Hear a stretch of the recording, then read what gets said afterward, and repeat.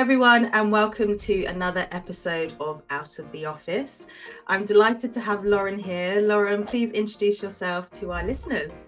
Well, thanks for having me. Yes, Lauren Goldberg. I am a disability justice advocate and social impact entrepreneur. I'm excited to be here, and I'm excited to talk about all things disability with you. Love it. I'm so excited for this episode and just so grateful that you wanted to be part of it. When we were talking in the lead up to today about this, I really valued how you kind of put together that video. There was like that loom that you recorded, and normally I just get people to like submit like a written form, but actually it was so nice to get the content in a different format because I felt so much more like, oh, I understand what Lauren wants to talk about and what we're going to cover, and everything that you'd be interested in doing. So yeah, it was really, really great to have that kind of difference in how we approach the application. Yeah, absolutely. I feel like I'm discovering new tools every day too, like new tech assistance tools to help deliver a message in a way that feels more accessible. So Loom is one of those. Yeah, I need to use Loom a little bit more because I feel like it's actually quite good because you can share your screen and you can talk and you can like scroll at the same time. So like I know that when I was getting my website updated, the website designer recorded scrolling through the changes they'd made, and they could specifically point to things, because it's always really hard when someone says this is what I've done or this is what I mean when there isn't that visual cue. So it's quite helpful to have that. So I feel like these tools have definitely gotten better over the last few years. Yeah, and I'm like such a visual person, so I love it for that. Talking of visual person, I was admiring your glasses earlier. And for anyone that's just listening, I'll describe. Lauren has these amazing, they're beautiful glasses that have different frames that you can take on and take off, which is really awesome. Yeah. We were joking that Lauren should be sponsored by the people that make these glasses. So if they are listening, maybe this is the cue to get in touch. Yeah, shameless plug. Yeah. Awesome. Well, shall we get into the topic of today and talk about all things disability, talk about disability inclusive language. We're going to talk about neurodiversity and neurodivergence. There's lots of different things I think we're quite excited to cover today. The specific episode that we're looking at from the show is Goodbye Toby, which is season 4, episode 18.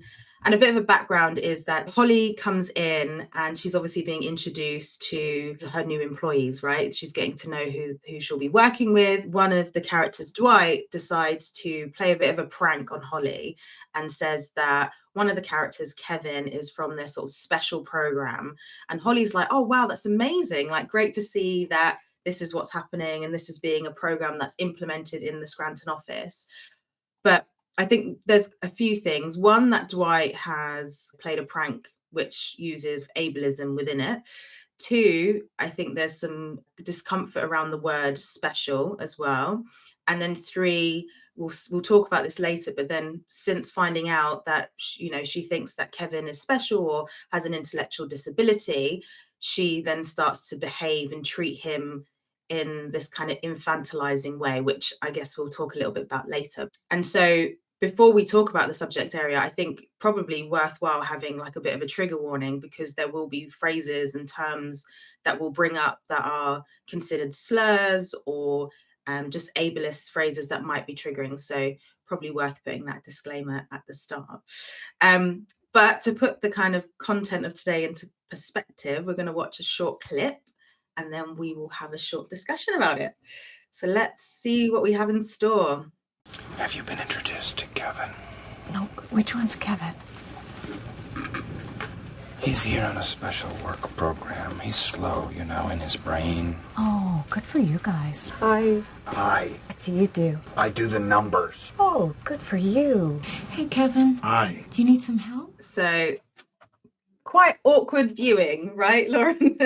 To start with, I think we should talk about how Dwight kind of starts off this episode by talking about one of the characters as special. And I know we obviously had a conversation in the lead up to this recording about that word special. So I'll give you the platform to share a little bit about, what you wanted to share. Yeah, absolutely. So, I mean, as you can see from the clip, and as you just mentioned, like Holly, who is perfectly well intentioned, approaches Kevin as if she needs to like infantize him, patronize him. And again, I think like it's still ableist, even if it's well intentioned, right? Even if it's like, oh, I'm helping you. But the truth is, like, as an adult, regardless of disability or not, no one really wants to be talked down to or infantized. Like, even this word, using this word special or slow, it's very othering, basically, right? And disability in general, I think the experience of a lot of people who are disabled, myself included, like have felt othered because of the way that we experience the world. We have to adapt to a world that is not designed for us in many cases. The office being a big one, the workplace being a big one. And you could say everybody is special, right? But people don't want to be special. They want to just be. I love that. And I think there's so many things there, because they I don't think in the entire episode they ever use the word disabled. And I think that's a huge thing when it comes to talking about disability. No, that is perfect. That is perfect. And I want to tell you why. Because we're talking about treating people as infantizing. And the way that we talk to dogs and the way that we talk to babies is often like, oh, they're so cute, oh, like a boy, like, oh, like you're so good, and and it's perfectly acceptable for you know um, for pets, for babies, but not for grown adults, Mm-mm. regardless of if you have a disability or not. Yeah. Yeah, I would be so mortified if I'd ever spoken to another human being the way I speak to Casper.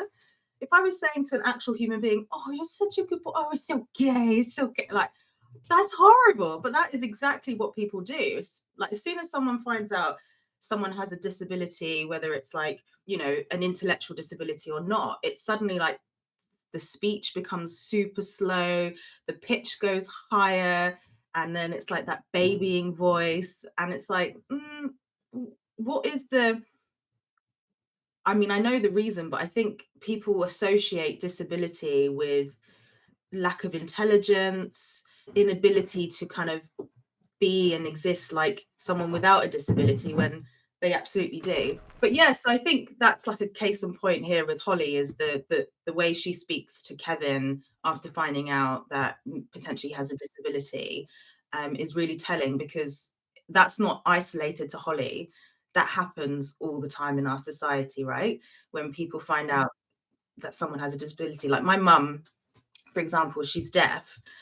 And the thing that I shouldn't laugh, but when we tell people that she's deaf, they suddenly speak one louder and then a lot slower, but in a way that makes it more difficult for her to understand. So I understand taking your time and making sure you're pronunciating, but it's like the behavior also changes. And it's so, I mean, I laugh when it happens, because I'm like, I've just told you she's deaf, like completely deaf. I don't think speaking any louder is actually going to help in this situation. Mm, But then it's like yeah. they'll start to like hold her and move her around the room and do things that I'm like, she's deaf, like she doesn't need help being sat to a table somewhere, like she's perfectly Mhm. fine to do that. Yeah. So I didn't know that. And I'm partially deaf. And this past weekend I did an immersion, an ASL immersion, an American Sign Language immersion, and it's called Silent Camp. So we're not using our voices; we are just using sign language, and it is meant to put, for those folks who are learning, who are not exposed to the deaf community, it is meant to put you in a situation that can be uncomfortable, because so many people with disabilities, like maybe different communication needs or neurodivergent and like process information differently, have experienced some of that discomfort. as like existing in a world that again wasn't designed for you. And yeah, so it was just so like so fascinating. And this is my third year doing it. And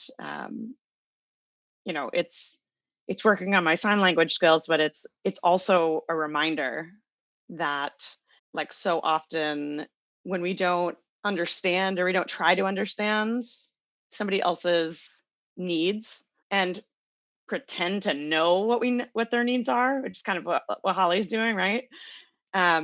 You're putting yourself in a more uncomfortable situation rather than just asking, what is it that would help you in this situation? How can I best accommodate you? And being able to like let people advocate for themselves and tell you what they need, as opposed to assuming that you know what's best for them. And I think that goes back to the infantilizing point as well, like assuming what someone needs. Again, you're putting this idea out there and this maybe internalized belief that disabled people can't choose for themselves or make decisions for themselves about how they need their needs met.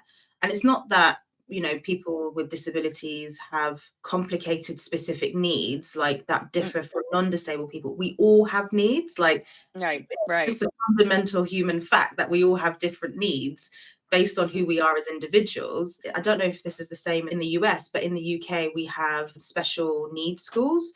They're called special educational needs schools now. And they've shortened it to like SEN because I think they've started to learn that using the term special is probably not the most appropriate in this way. But it goes to show like there's nothing special about those needs. And I think that's that euphemism again. It's just that depending on someone's disability or not a disability, we all have those unique needs depending on who we are and what's going on for us in that moment in time. But as you were talking, it made me think about disability, and you were saying how the world's not built for certain people in mind, right? And I was talking to someone before about disability, and they were talking about how amazing it is to see babies get the cochlear implant, like they can hear again, or can hear. And I was saying, oh, it is really wonderful for some, but like there's been studies to show that it can be incredibly painful and quite traumatic for some people, but also again pushing the narrative that potentially that someone with a disability needs to be fixed. And so I was thinking about that medical versus social model of disability, because the medical model is very much right, someone has a disability, we need to fix it, we need to like do everything we can to make them like normal, and I'm using quotation marks in that because what does normal mean? But then the social model is about understanding that people aren't disabled, they're disabled by those barriers that exist within our society. So as you were saying, the society and the infrastructure around us is built with only non-disabled people in mind. Disabled people are an afterthought. So it's not that the problem is with disabled people, it's actually with the systems and structures that we're trying to navigate around and not successful because it's not built for everyone. Yeah, yeah. And actually, as you say that, it reminds me of other ways that characters with disabilities are portrayed in mainstream media, mainstream storytelling. And oftentimes the storyline is the challenge that they're trying to overcome their disability, or they're framing the disability as the thing to overcome. And I think we as disabled people, we internalize that as ableism. That's thinking that we are a problem that needs to be fixed, that people in wheelchairs are just like all of their effort should go into trying to walk again. And there are so many instances of that, like in movies and with the triumphant music, like, oh, this person who couldn't walk is like able to walk again. And it's one of many examples, but having the storyline or having the character with disabilities like be the one who is either infantized or villainized, or the story that they're telling is what was me, I have a disability. Those get absorbed. Like there aren't enough disabled storytellers and writers and producers out there, and the ones who are, and those stories that are going mainstream, you'll see are demonstrating instances of ableism and are saying, no, actually, the biggest challenge for us is the discrimination, is the underrepresentation and the underestimation. And that's what's really painful, is actually other people's judgments on us. So I just think there really needs to be so much more of that in Mm. mainstream storytelling. Yeah, I think growing up in the media, in television, it was always portrayed as, they're broken, and it was like this hero trope of this non-disabled person helping a disabled person, and it's like this most incredible thing. And then there's also the aspect of, yeah, as you were saying, the villainization, or vilifying, and it's always someone with a disability. Or I think they did some studies recently about facial disfigurements, and actually consistently, when we look at media and television, the villains always have some form of facial disfigurement. And so there's that now association with differences in faces that contribute to how people are treated in everyday society. Yes, yes. Actually, yeah, you're like, that is, like I already knew that to some extent, but like to hear you say that, it's just like, oh God, it's like feels like a pit in my stomach that's the case. And actually, a really good book that I recommend is Sitting Pretty by Rebecca Tossig, and she writes about this in her book. Mm. She talks about her own lived experience as somebody in a wheelchair navigating the world, but also um, like what she has studied in her PhD program and teaching to high schoolers about the way that disability and our bodies are portrayed in mainstream storytelling and the world. I think that's so key, because growing up, I think there was some element of privilege, if that's the right word, about, me growing up with a mum with a disability, and navigating spaces with her being deaf and learning sign language. Because I think at a young age, being exposed to disability made it quite normal for me, if that makes sense. Like, it was just an everyday part of life, wasn't anything to really kind of think about, to be honest. And I think that's what's so beautiful about young people and children, because they're quite inquisitive and curious about the world around them. They learn by seeing and doing, and kind of absorbing their environment. And I can't remember who was telling the story, but a lot of the times when kids go up and see someone in a wheelchair or someone that has a disability, they'll obviously like ask their parents or whoever's looking after them what's going on there. And the adult will immediately be like, shh, shh, like don't talk about it, don't look at it, like don't do anything, like becomes super awkward and super weird about it all. And I get that that person wants to not other that disabled person and being like pointed at and being on the spotlight because of their disability. But I think there's also that flip of, you're educating and embedding this thought into a young person that disability is something to be avoided. It's like an awkward thing. It's like, oh my God, don't Yeah, look, turn away. yeah, ashamed of. Yeah, something to be ashamed of. And I think we stigmatize disability, and that's why in this show, I think, is so transparent in what happens in society, because people don't say disabled, people don't say Mm, disability, because they're almost like, mhm. there's so much shame and fear about saying it, but they'll say special, they'll say like differently abled, they'll say all of these euphemisms, they'll say every other word possible than the word disabled. And there's nothing, in my mind, there's nothing wrong with just saying disabled. Like, it's not a Right, dirty word. right. And actually, like, in the US, we are a legally protected class of people as if we identify it with a disability. So like disability is like it's the legal term, not saying that all legal terms are politically correct either, but language is always changing, right? But I think that is an important point, that like disability is not a bad word. And I have taken on an identity as a disabled person with pride. It took me a while to get there because I had to unpack all of this other stuff that we're talking about right now. You know, as a deaf person, I have chosen to wear hearing aids. Not everybody does. I operate mainly in a, in a hearing world. So assistive technology has helped me. Not all deaf people choose to, um, but hearing aids have also been designed to be discreet and hidden.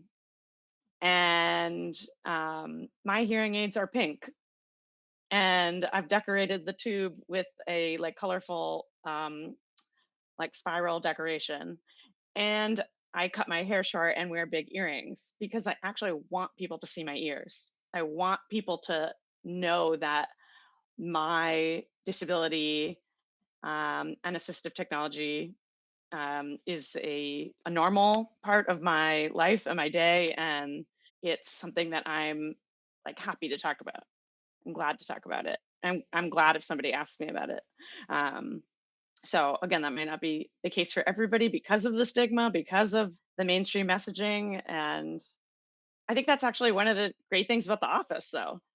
You could say like, oh, The Office, the humor is dated, but it's actually revealing, it's breaking the glass on a lot of things that are unfortunately socialized in our mainstream society. Um, and you could look at Michael Scott as an awful person for saying some of the things that he says. And yet a lot of the things that he's saying are what people have been taught to believe. Hmm. So like it's yeah, I think it's breaking the glass for a lot of people in that way. Absolutely. And I think because I know that people, I've said this in previous episodes, that like Mindy Carlin, for example, she says that if The Office was made today, it wouldn't have aired because, it would just be kind of cancelled essentially by the woke agenda and all that kind of stuff. She didn't say those in specific words, but I'm inferring kind of what she kind of meant by what she said. And I always think, one, I love the show, which is funny as a DEI consultant, but it's because when not all episodes, but for the majority, we're not laughing at the minoritized person. We're not laughing at the person who maybe is the butt of the joke that Michael Scott is saying. We're always kind of laughing or cringing or feeling awkward about the really inappropriate, potentially illegal like behavior that's happening in that office workplace. And so it shines a light on, we can all think to ourselves, there's a Michael Scott that I've worked with in the past, or I have worked with a Michael Scott, or I've worked with someone like, one of the other characters, which just brings a light to the fact that actually, should we be operating and working in a workplace that has someone like Michael Scott as a leader? Maybe not. Which is really interesting. And just to go back to what you're saying about being proud of your disability, and I didn't know that you could actually design your hearing aids now, because my mum hated hers growing up, and it was like this, like, I guess you would say like a nude color, because I guess the idea before was to try and make it match skin colors. But she despised them. She wears them now, which is great. But yeah, it's really cool that you can design them. I would have loved to have like drawn them in. Can we see? Oh, they're so pretty. Oh, I love that. I need to show my mum. So my mum loves, like, can you get them with like designs and stuff, or is it just colors? So mostly just colors. Yeah. But I mean, I would love if hearing aid companies were like, would take it a step farther and like make different designs and shapes and things that made hearing aids more interesting, like the way that we've made glasses a part of our fashion. I would love that for hearing aids. And the spiral decoration that I put on the front is something that I put on. So I switch the colors and yeah, change it with my outfit, change it with my mood, change it with my season. Change it with your glasses. Yes, exactly. That's exactly it. That's exactly. And I have found that getting dressed in the morning is a more delightful experience because of that. And I actually want to go back to something that you were saying about watching the show, watching The Office um, as the DEI consultant, and the lens that you're sort of like watching it through. And so I've watched the show a few different times in my life, and most recently have been watching it with having been exposed to more of the disability justice movement, and like learning about other forms of um, neurodivergence.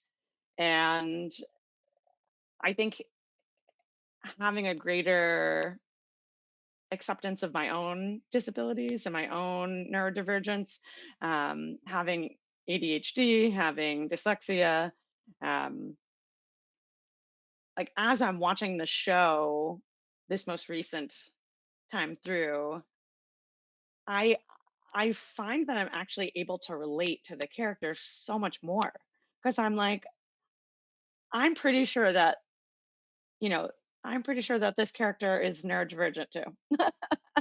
They have some kind of form of neurodivergence, and I don't support like going around and diagnosing people. Like that's not, but for the purposes of entertainment and interpreting these characters, um, it has actually made me more compassionate towards these characters, watching it through the lens of like, this office is just made up of neurodiverse people. And like, I kind of get it. I kind of get like why that person reacted that way, or why they said that ridiculous thing. And like, um, yeah. So that's been like kind of a fun lens to through which to watch the show. When we spoke about this very topic in the lead up to today, I remember thinking to myself, actually, let me rewatch some of the episodes and let me look at it with that kind of lens. And it's probably worthwhile for our listeners if we just quickly maybe just share what neurodiversity and neurodivergence means. So neurodiversity kind of relating to the fact that we all have very unique ways that our brains operate. So in any context, we're all neurodiverse.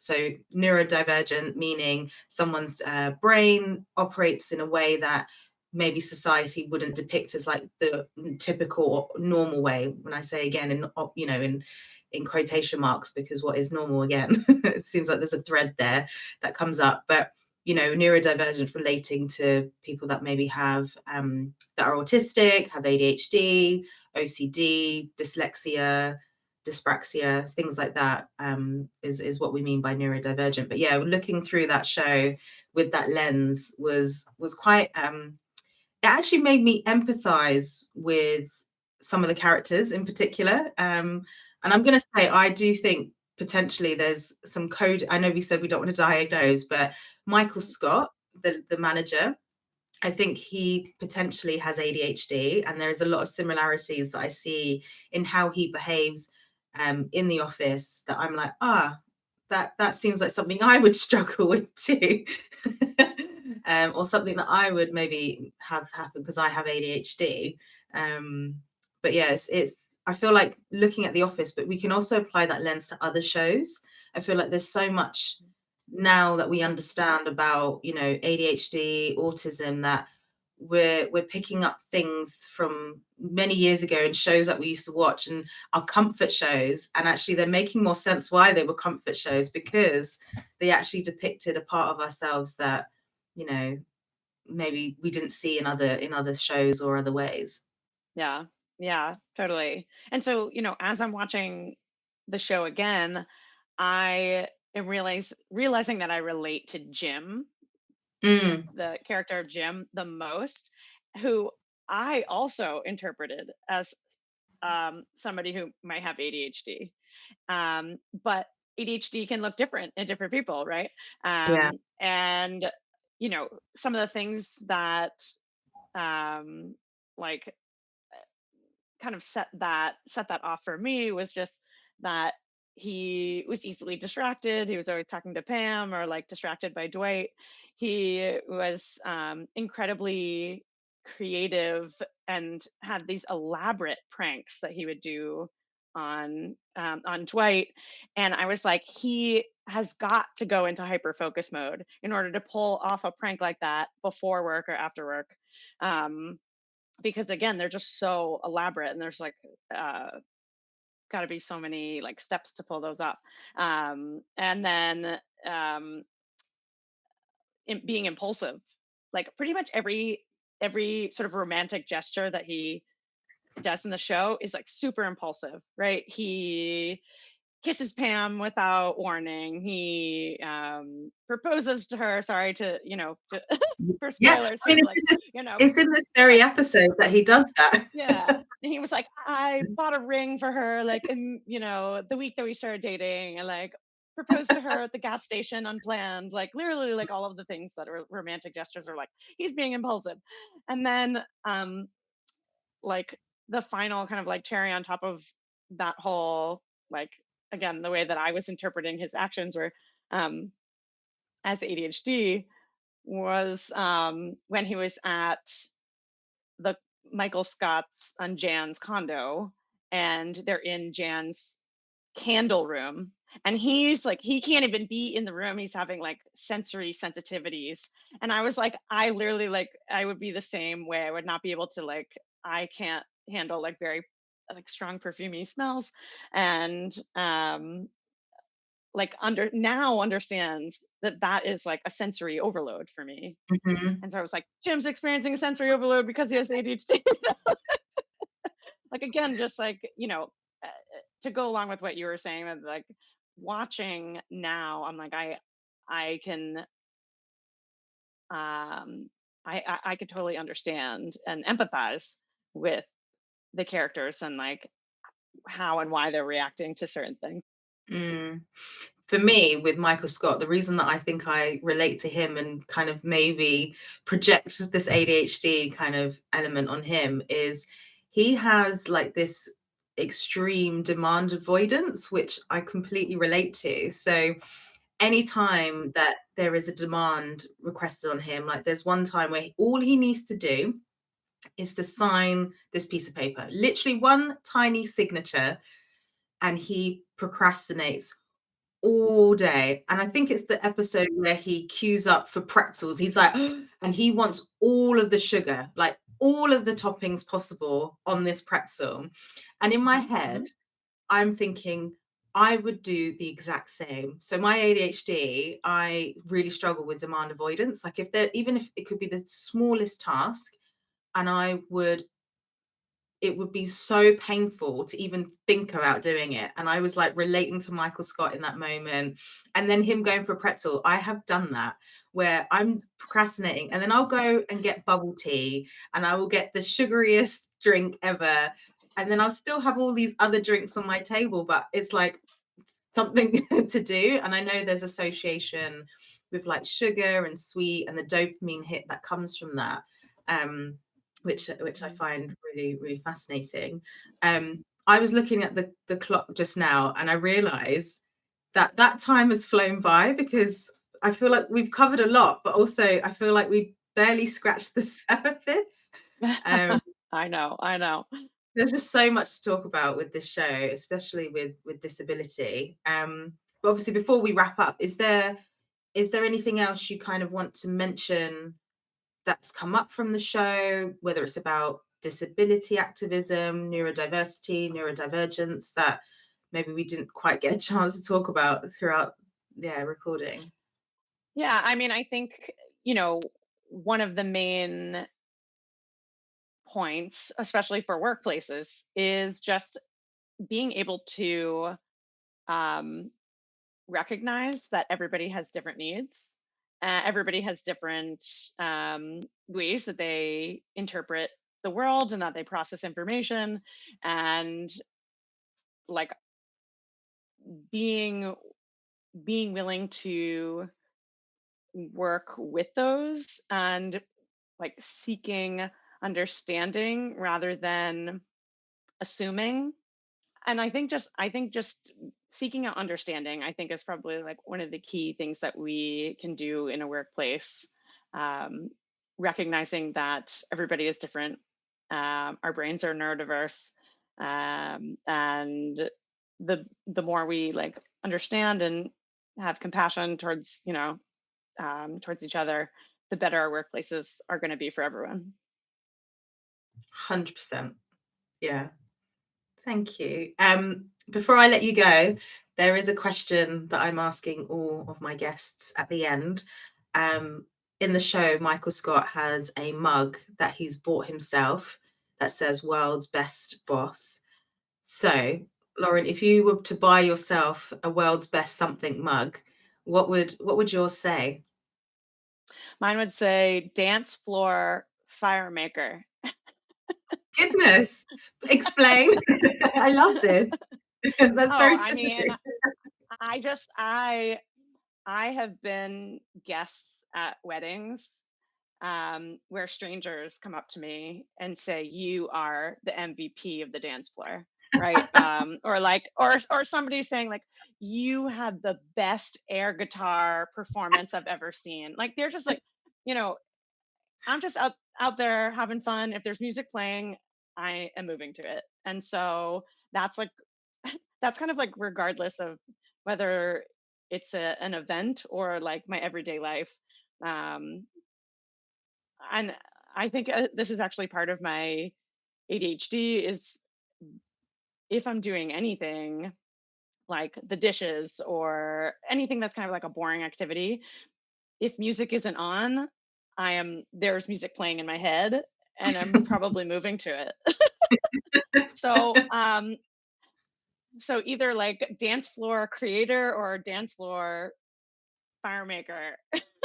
Incredible. I That's love that. that's Every mine would be. every wedding needs someone like you because there's always that like awkward moment where like the music started and everyone's thinking like, oh, do I go up? Do I not go up? And you just need that one person with that fire energy to just Mhm. get the people going. Yes, I will happily be the first person on the dance floor, the last person on the dance floor, the only person on the dance floor. I'm happy to be that person. I just find so much joy in movement, and I think that like spreading that joy is something that I take pleasure in. So yeah. Beautiful. Lauren, this has been really, really lovely. Thank you for taking the time out to share your insights and to speak to me on all things disability and neurodiversity. And I'm sure our listeners will want to find out more about your work and how they can get in touch with you. So how do they do that? Yeah, so I have a coaching practice. I work with folks who are looking to just better understand their own needs and advocate for themselves, especially during career transitions, leadership transitions, or building small businesses. So you can get in touch with me at laurengoldbergcoaching.com. I'm also on LinkedIn. I'm also on Instagram, Lauren Goldberg at Lauren Goldberg Coaching. And yeah, you know, talking about disability justice on there. I'm talking about, I'm sending out emails, looking at workplaces and self-advocacy, self-accommodation through a disability justice lens. So if you're interested in learning more about that, I'd love to, have you in my circle, my community. Amazing. Love it. Thank you, Lauren, and thank you to all our listeners. We hope you enjoyed this episode. And I feel like, there probably might be a part 2 with Lauren because I feel like there's so much more we could definitely talk about because it's a big, big, meaty topic. So, catch you in the next episode. Thanks, everyone.